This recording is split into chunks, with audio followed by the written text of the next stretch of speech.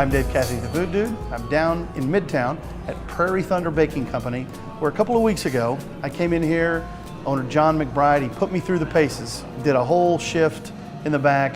I learned a whole lot about making bread. One thing I learned was how bad I was at making bread, but by the end of the day I learned so much about a very simple process that they go through for hours and hours. This place is almost never closed. So right now, it's early in the morning, it's time to make the bread. We're gonna go in the back and show you a little bit about how they do it here at Prairie Thunder.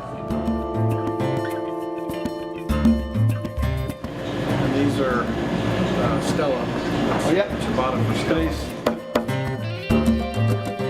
Prairie Thunder Baking Company was an idea that I came up with back in about 2005 and happened to coincide with the development of Midtown.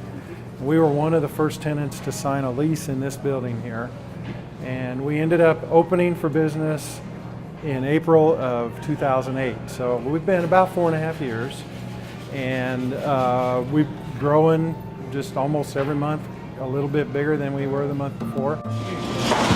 You don't find this anywhere else.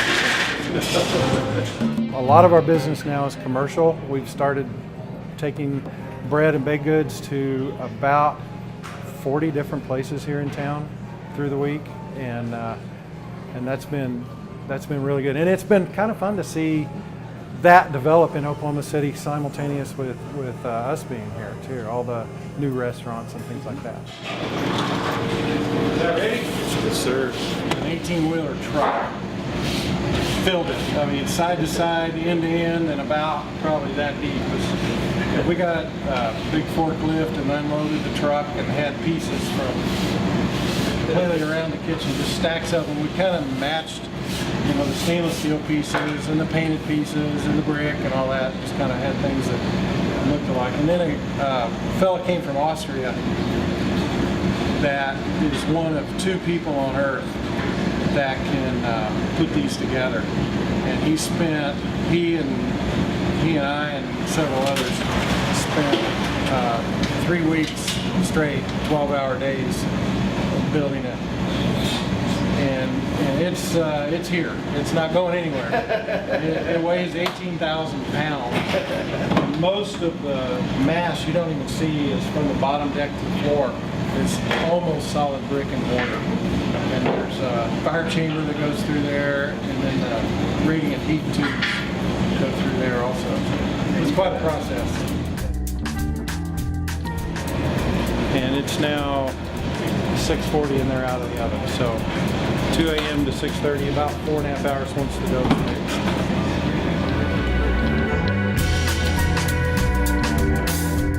How does a geologist become a baker? What is the saying? You jumped instead of ducked, that kind of thing. I was home one day making bread, and it was one of those moments where I realized I loved it a lot, just the whole process about it. And they always say, do what you love.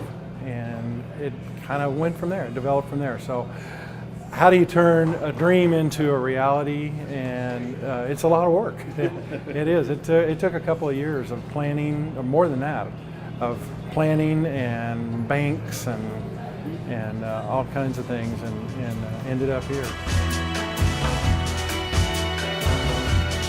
You want bread to be in the oven a certain amount of time. You want it to be in there probably not less than 13, 14 minutes and not more than about 20, like a baguette. The entire purpose of this shop is an artisan bakery.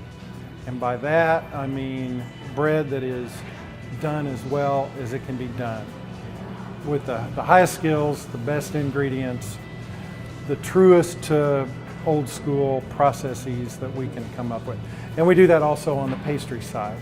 It's the real thing. It's no artificial ingredients, no preservatives, no shortcuts.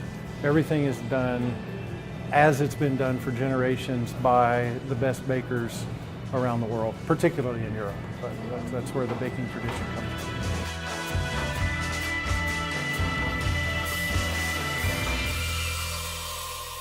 It's a walk-in shop. The cafe out here is until 2 o'clock in the afternoon. It's breakfast and lunch. They can buy bread here. We've got a lot of bread here for sale, and most days, most of it sells. They can come in, they can bring their office over here and have breakfast, they can have a meeting. We have free Wi-Fi. We have a full breakfast menu, egg dishes, omelets, migas, things like that. Our lunch menu is sandwiches and soups and salads.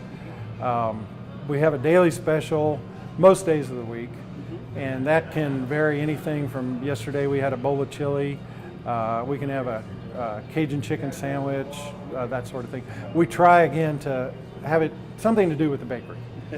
Something bread related, some kind of sandwich or something that's a special deal. Our biggest day of the year by far is the Wednesday before Thanksgiving. It's all hands on deck, and it's astounding how much stuff we make.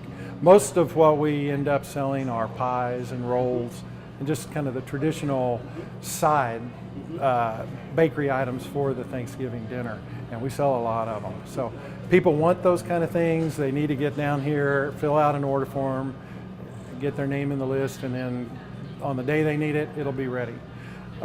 We also have Halloween products out in the shop right now. Little cake pops that have bat wings on them, and mummies and things, and cookies that are Halloween related. And then for Christmas, we'll do a similar thing to Thanksgiving with the pies and with the rolls and some of those things. What we find though is that the Christmas holiday spreads out a little bit further. It's not the point source that Thanksgiving is, so there's a little more time for people to come in. The other thing too, Christmas parties. Keep that in mind, definitely. Anything baked good related for a Christmas party that you're planning, heavens yes. So we are carrying on that practice. We're stretching ourselves every day with new breads, new pastries, trying new ideas, just trying to bring it to Oklahoma City the way it's never been brought before.